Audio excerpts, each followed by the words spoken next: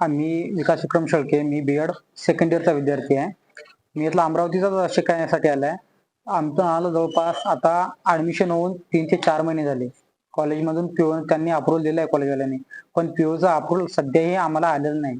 आणि त्यांना जर कॉल वगैरे केले तर ते कॉलही उचलत नाही आणि ते उडवाउडीची उत्तर देत आहे. दर वर्ष मग शैक्षणिक सत्र अर्ध संपलं तरी आणखी डीबीडी आली नाही.